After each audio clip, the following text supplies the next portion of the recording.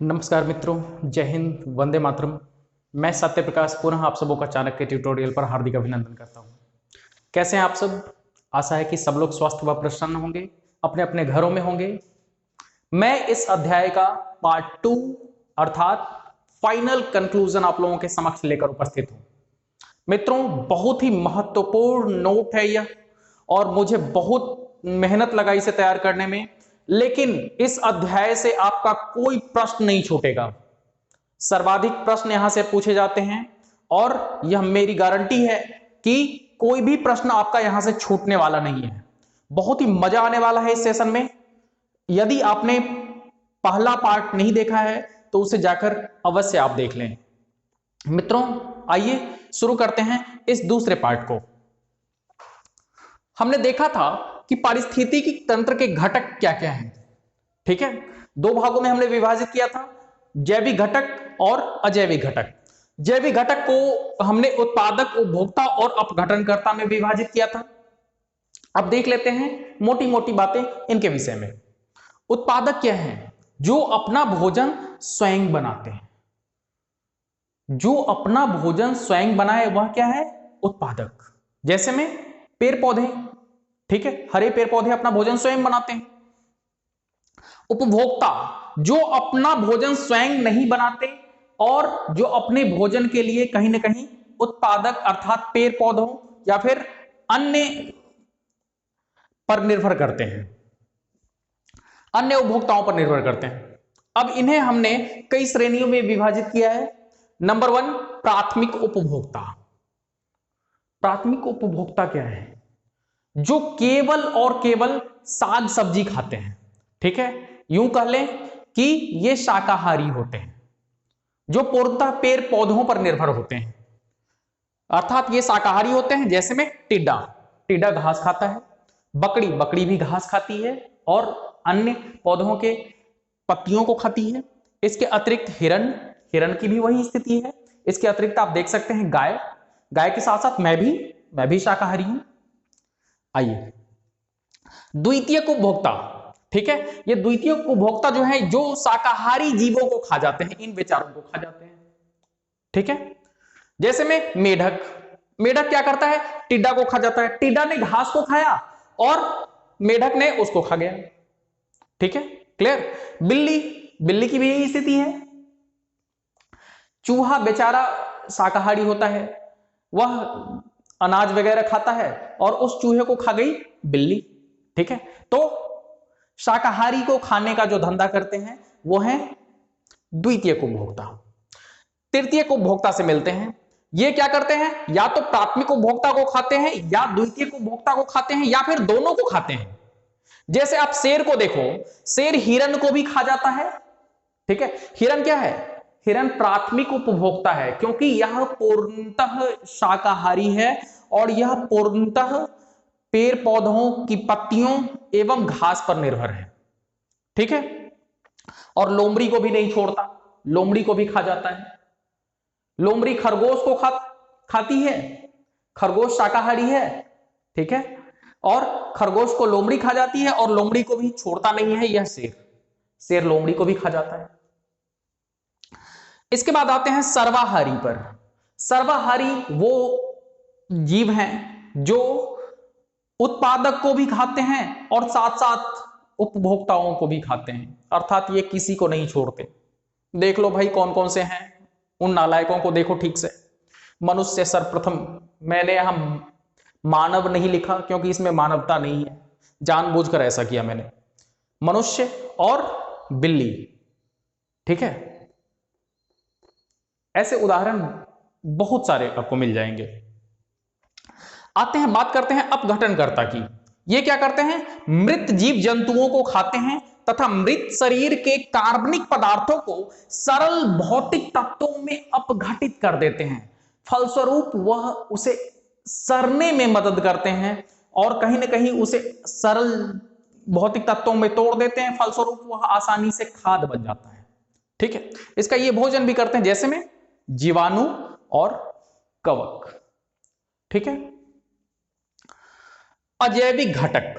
पहला तो हमने देखा जैविक घटक, इसके बहुत सारे पार्ट्स हमने देखे। अब हम देखते हैं अजैविक घटक को। ये उत्पादक और उपभोक्ता के लिए आवश्यक है, ठीक है, लेकिन ये होते हैं निर्जीव। हमने शुरू में ही देखा है कि ये निर्जीव होते हैं, जैसे में प्रकाश, वायु, ये सब, जल, ठीक है, मिट्टी। खाद्य श्रृंखला अथवा खाद्य करी।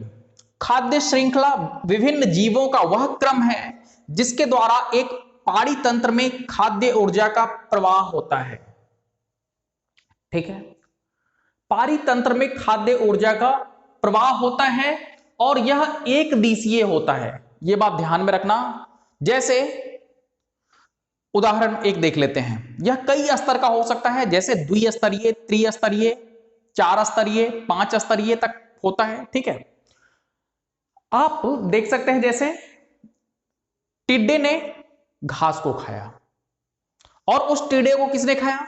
मेढक ने खाया। उस मेढक को किसने खाया? सांप को खाया। तो देखो यह क्रम जो है एक ही दिशा में चल रही है, ठीक है। तो यह क्या होता है? एक दिशीय होता है, एक दिशा में होता है। यह बहुत ही महत्वपूर्ण पंक्ति है, आप इसे ध्यान में रखेंगे। कई बार इससे प्रश्न पूछा जा चुका है कि खाद्य श्रृंखला में ऊर्जा का प्रवाह होता है एक दिशीय, द्विदिशीय, बहुदिशीय और भी कई विकल्प दे सकता है वह, ठीक है।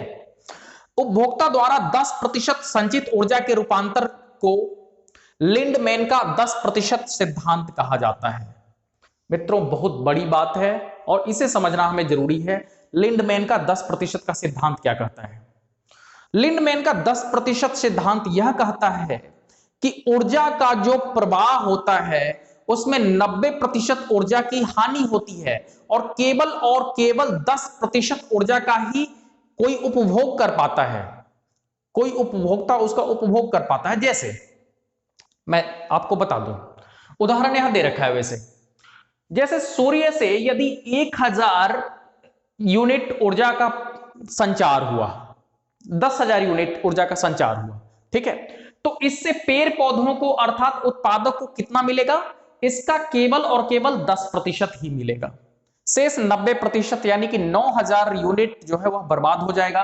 केवल और केवल 1000 यूनिट ही उत्पादक अर्थात पेड़ पौधों को मिलेगा।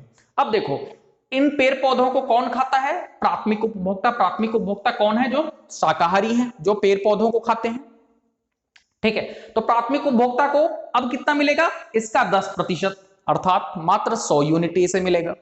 इसके बाद प्राथमिक उपभोक्ता से द्वितीयक उपभोक्ता को, अब देखो प्राथमिक उपभोक्ता को कौन खाया? द्वितीयक उपभोक्ता खाया, ठीक है। तो इसे कितना मिलेगा? इसका 10% अर्थात मात्र 10 यूनिट इसको मिला। और जो उच्च श्रेणी के उपभोक्ता हैं, जो जिन्हें हम तृतीयक उपभोक्ता कहते हैं, जैसे में बाघ, शेर, ये सब इस श्रेणी में आते हैं, उन्हें कितना मिला? 1 यूनिट मात्र मिला। सोच लो, इसलिए शाकाहारी बनो मेरे मित्र, वह आपके लिए भी लाभदायक है, यह सबके लिए लाभदायक है। बहरहाल देखते हैं आगे। उत्पादकों को सर्वाधिक ऊर्जा एवं उच्च उपभोक्ता को सबसे कम ऊर्जा मिलती है। देखो उच्च उपभोक्ता कौन है? तृतीयक उपभोक्ता, उसको सबसे कम ऊर्जा मिल रही है और उत्पादकों को सर्वाधिक ऊर्जा मिल रही है। उत्पादकों को सर्वाधिक ऊर्जा मिल रही है या नहीं बताओ? ये मैं नहीं कह रहा हूं, लिंडमैन साहब कर रहे हैं, ठीक है। तो लिंडमैन साहब का कथन है, इसे आप भी अपने जीवन में आजमाएं। ऊर्जा पिरामिड त्रिभुजाकार एवं सीधा होता है। आइए, जगह यहां थी नहीं, मुझे बहुत कुछ एडजस्ट करना था, बड़े मुश्किल से मैं सारी चीजों को एडजस्ट कर पाया हूं, तो ऊपर बना दिया। देखो उत्पादक को सबसे ज्यादा एनर्जी मिली, उसके बाद देखो कम होता गया, प्राथमिक उपभोक्ता को कम मिला, द्वितीयक उपभोक्ता को उससे कम मिला और तृतीयक उपभोक्ता को सबसे कम मिला, ठीक है। तो यह बात भी आप ध्यान में रखेंगे, कई बार इससे प्रश्न पूछे जा चुके हैं कि ऊर्जा पिरामिड जो होता है उसका आकार कैसा होता है? त्रिभुजाकार, वर्गाकार, वृत्ताकार या फिर कुछ भी दे सकता है, ठीक है। खाद्य श्रृंखला द्विस्तरीय, त्रिस्तरीय, 4 या 5 स्तरीय हो सकती है। द्विस्तरीय का उदाहरण हम देखते हैं। द्विस्तरीय का उदाहरण क्या ले सकते हो? अपने मन में बताओ मुझे। द्विस्तरीय में देखो, हाथी किसको खाएगा?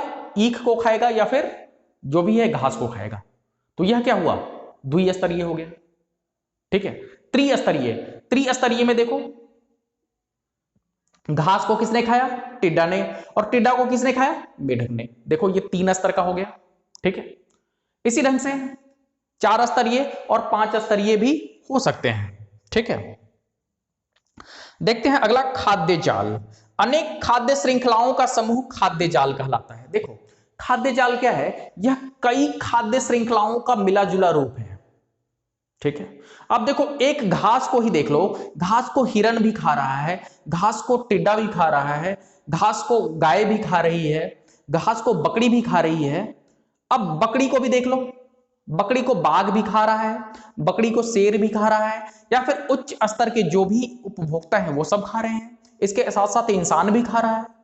ठीक है, तो इस प्रकार कई खाद्य श्रृंखलाएं मिलकर एक खाद्य जाल का निर्माण करती हैं। ठीक है, और पृथ्वी के प्राकृतिक संतुलन हेतु यह आवश्यक है। इसमें ऊर्जा का स्थानांतरण मार्ग जो है वह बहुदिशीय होता है।